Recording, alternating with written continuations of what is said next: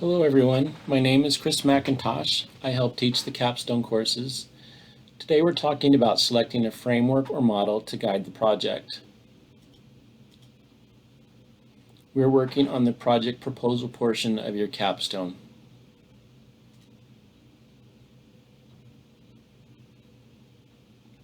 Last time we talked about describing the context of your project.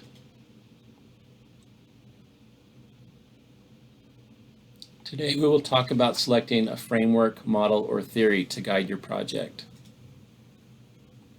You should be addressing any feedback on your assignments and pasting updated content in the appropriate sections.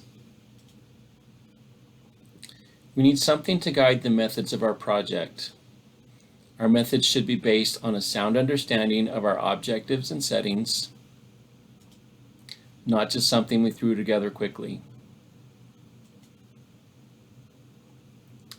A theory is a set of interrelated concepts, definitions, and propositions that explains or predicts events or situations by specifying relations among variables.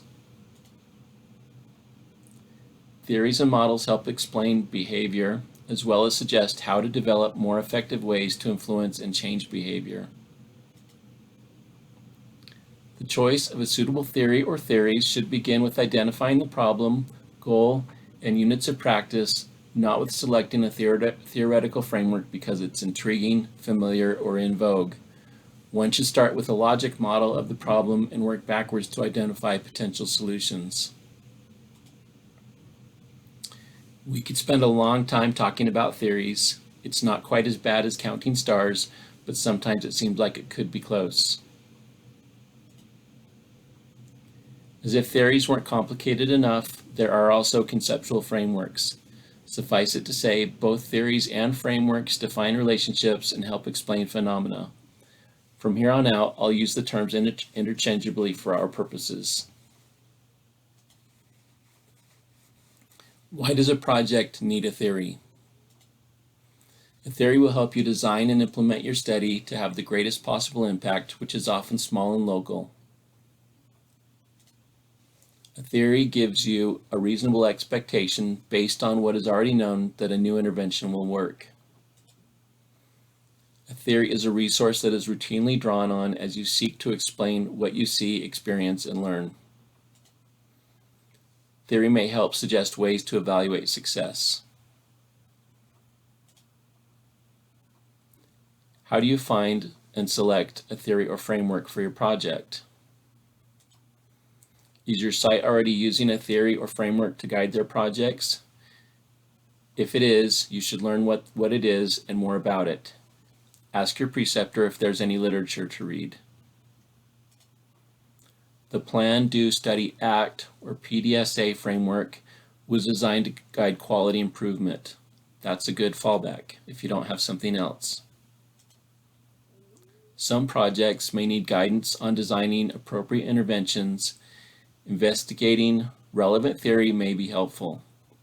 Search scholarly literature for your concepts of interest and the terms theory or model or framework. Your practicum preceptor and faculty advisor can also help advise you on that. Your assignment is to write about the framework, model, or theory used to guide the activities of your project. You may have more than one. Describe how it aligns with and guides the work on your project. It may be helpful to add a diagram of the framework if one exists. Include any figures after the reference section. Cite relevant literature. You may also discuss any reasons or assumptions that were used to develop the interventions and reasons why the interventions are expected to work. Cite any evidence you may find that supports why this type of intervention may work. I will reiterate the writing tips. The framework, theory, assignment will eventually become the rationale section of your project proposal and manuscript. The more writing you can do this semester, the easier next semester will be. Eventually, I will be looking for well-formed paragraphs with topic sentences and supporting statements. One way to check for well-formed paragraphs and good flow is to use reverse outlining. That's all we'll do in this video. There's more to come.